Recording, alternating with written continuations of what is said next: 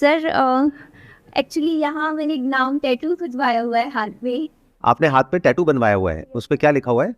मेरे हस्बैंड का नाम है। उनकी डेथ हो गई थी, 3 साल हो जाएंगे उनको गुजरे। तो जब उनकी डेथ हुई तो मेरा बेटा 45 दिन का था और ससुराल वालों ने मनहूस कह के घर से निकाल दिया था, कह के कि पाँव शुभ नहीं है। तो वो एक पॉइंट था जब न मेरे पास पैसे भी नहीं थे, 1 रुपया भी नहीं था, ना कहीं से कोई सपोर्ट भी नहीं था। और एक रात ऐसी थी जब मैं मेड की नौकरी देख रही थी खुद के लिए कि शायद बच्चे को साथ रख के यही नौकरी कर पाऊँ। वैसे मैंने बीटेक किया हुआ है, तो 2 साल मैंने काम किया, मेहनत करी और आज मेरे पास खुद के 2 फ्लैट्स हैं जो मैंने खुद अपने दम पर अपने पैसों से ख़रीदे हैं।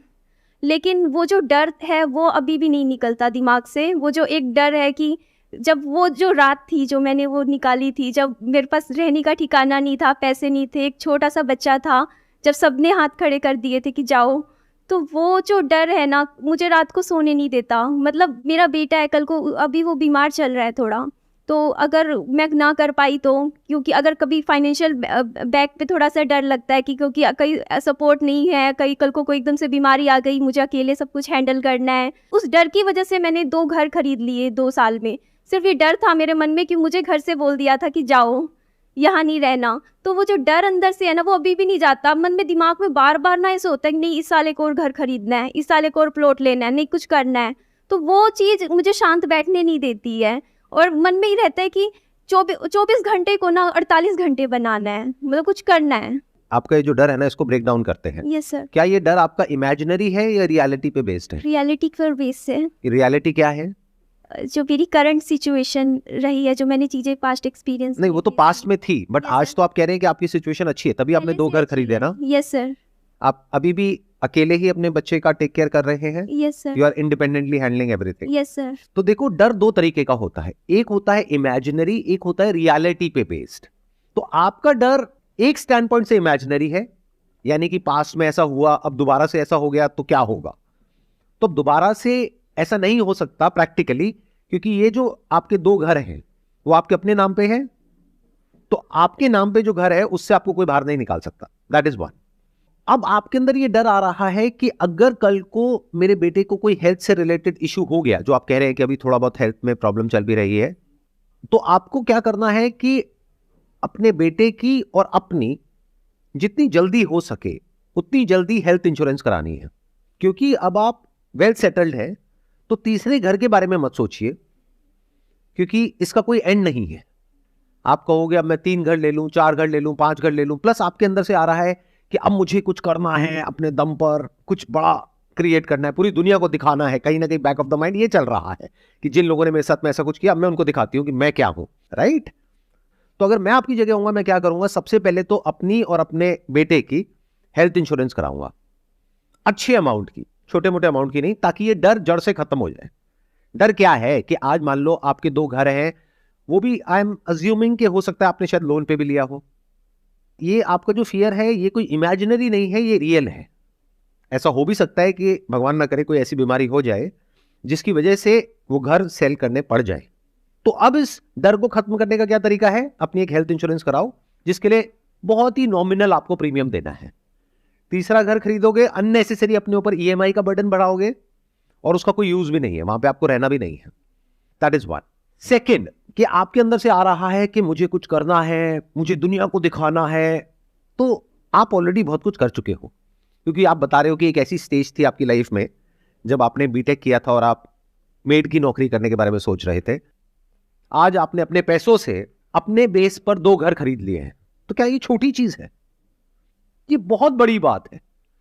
तो ऑलरेडी आप बहुत कुछ अचीव कर चुके हो। अब आपको किसी को प्रूव करने के लिए या किसी को दिखाने के लिए नहीं जीना है, नहीं तो अपनी लाइफ को खो दोगे। अपनी लाइफ के जो अच्छे मोमेंट्स हैं या जो आप एक्चुअल में कर सकते हो, उस सबको खो दोगे। बस इसी रेस में भागते रहोगे कि पूरी दुनिया को मैं प्रूव करूंगी कि देखो मैं क्या हूं। And that is the problem with most people. किसी को प्रूव करने के लिए अपनी जिंदगी को मत जियो। ये ऐसा है कि अपनी जिंदगी, जो कि बहुत बड़ी एक चीज हमको मिली है, उसको हमने बहुत छोटा कर दिया है। ऐसे लोग जो हमारी केयर भी नहीं करते, उनको हम कुछ प्रूव करना चाहते हैं। अरे उनको छोड़ दो, वो पास थे, उनको छोड़ दो, उनको भूल जाओ, आगे बढ़ो लाइफ में। बहुत कुछ है जो आप कर सकते हो, उसको देखो कि आप क्या कर सकते हो। Not for money, not for third house, but for creating a better world for you and for your son, तो हो सकता है आपकी जो पूरी की पूरी अप्रोच है वो ही बदल जाएगी, तब आपके सोचने का तरीका बिल्कुल बदल जाएगा। I hope that answers your question.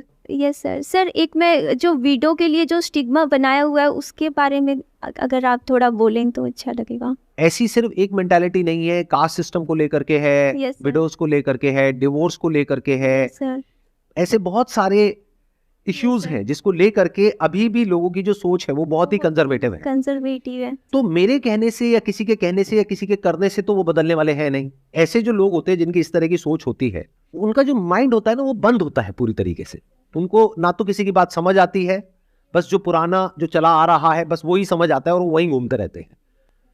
वो बिल्कुल ऐसा है कि एक पेड़ है जो बिल्कुल ही रिजिड हुआ पड़ा है, तो वक्त के साथ साथ ऐसे जो पेड़ होंगे वो सब कट जाएंगे। किसी को भी ऐसे माँ बाप नहीं चाहिए जिनकी सोच बहुत ही कंजर्वेटिव हो, या ऐसे रिलेटिव्स नहीं चाहिए, ऐसे लोग नहीं चाहिए।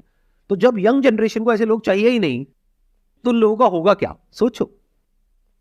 तो वो लोग इसलिए नहीं बदलेंगे क्योंकि उसमें आपका फायदा है, वो इसलिए बदलेंगे या उनको इसलिए बदलना पड़ेगा क्योंकि उसमें उनका फायदा है।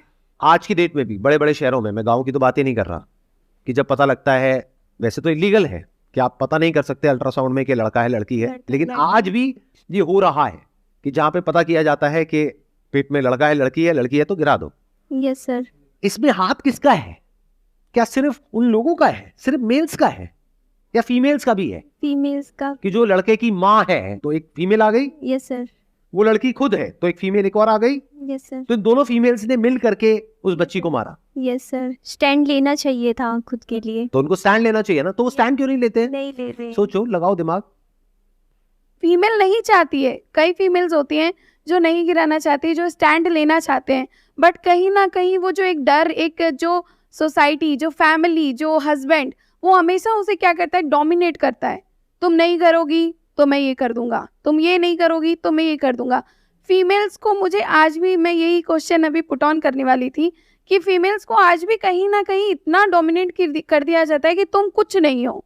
सर्कमस्टेंसेस ऐसी बना दी जाती है उसके सामने, तब उसे ये करना पड़ता है। This is not a valid point. ये बिल्कुल ऐसा है कि मैं अगर आपके लिए ऐसे सर्कमस्टेंसेस बना दूं कि आपको मर्डर करना पड़ेगा, अगर आप नहीं करोगे तो आपको इस घर से निकाल देंगे, कर दोगे मर्डर। आज की डेट में जो लॉज हैं इंडिया में वो इतने स्ट्रांग हो गए हैं जिसकी कोई हद नहीं है विमेन के स्टैंड पॉइंट से। तो बहुत सारी विमेन इसका मिसयूज भी कर रही हैं कि अगर एक आदमी ने कुछ गलत नहीं भी किया है, लेकिन अगर विमेन चाहे तो उसकी और उसकी पूरी फैमिली की धज्जियां उड़ा सकती है एक सेकंड के अंदर अंदर। लीगली इतना स्ट्रांग है जो लॉ है। कितने मेरी इस बात से एग्री कर रहे हैं? सब एग्री कर रहे हैं। अब वो टाइम गया कि आप अपनी बीवी को मारते रहोगे, पीटते रहोगे और वो चुपचाप बैठी बैठी ये बोलती रहेगी कि नहीं, ये तो मेरे पति हैं, परमेश्वर है, मैं इनके चरणों की दासी हूं। मेरे को नहीं लगता कि वो टाइम है, बल्कि इसका उल्टा भी हो सकता है। अब जो पावर डायनामिक्स है जो पहले वन साइडेड थी, अब वो वन साइडेड नहीं है। विमेन के पास में पावर कम नहीं है, बहुत पावर है। बल्कि ये भी कहना गलत नहीं होगा, मेन से ज्यादा पावर है। अगर कोई आदमी चला जाए कि मेरे साथ में कुछ गलत हो रहा है घर में, मेरी बीवी मुझे मार रही है, तो जैसे आप अभी हंस रहे हो ऐसे पुलिस वाले हंसेंगे, चल भाग यहां से। और अगर एक विमेन चली जाए वहां पर तो सीधा उसको पकड़ के लाएंगे और उठा करके फैमिली समेत और लॉकअप में डालेंगे, फिर बात करेंगे, बता बेटा क्या हुआ है। कहने का मतलब है कि अब ये जो बातें हैं वो इतनी रेलेवेंट नहीं है, एटलीस्ट ऐसी जगहों पे जहां पे अवेयरनेस है, जहां पर एजुकेशन है, जहां पर लोगों को इसके बारे में पता है। सर मैंने ना एक चीज़ देखी, अभी इन्होंने बोला ना कि मतलब मेल्स ही मतलब इस बारे में बोला करते हैं कि इस बच्चे को गिरा दो, इस तरीके की बातें मतलब मेल्स ही बोलते हैं। बट मेरा एक्सपीरियंस ये कहता है कि ज़्यादातर वुमेन्स ही वुमेन्स के लिए ये चीज़ें बोलती हैं, तो फीमेल ही फीमेल को परेशान करती है। मेल्स का ऐसा नहीं, मतलब ससुर नहीं करते, सास ही परेशान करती है। रियलिटी है। आपने बोल तो दिया रियलिटी है, लेकिन क्या आप ये कैमरे में रखना चाहेंगे? हाँ बिल्कुल सर, मेरी सास बहुत अच्छी है, बट सर ये सबके लिए नहीं है। नहीं सर मेरे हस्बैंड आए हैं। सर मेरी सास बहुत अच्छी है, लेकिन और सबकी सास बुरी है। नहीं, बढ़िया। सास का ही नहीं है, मैं एक चीज बोल रही हूँ कि हाँ। ये फीमेल ही क्रिएट ज्यादा करती हैं। तो आप मेरी इस बात से एग्री करते हैं जो बात मैं कह रहा हूँ? बिल्कुल सर। कि अब जो सिनेरियो है वो चेंज हो रहा है। मैं ये नहीं कहूंगा पूरी तरह से चेंज हो गया है, लेकिन बहुत तेजी से बदल रहा है।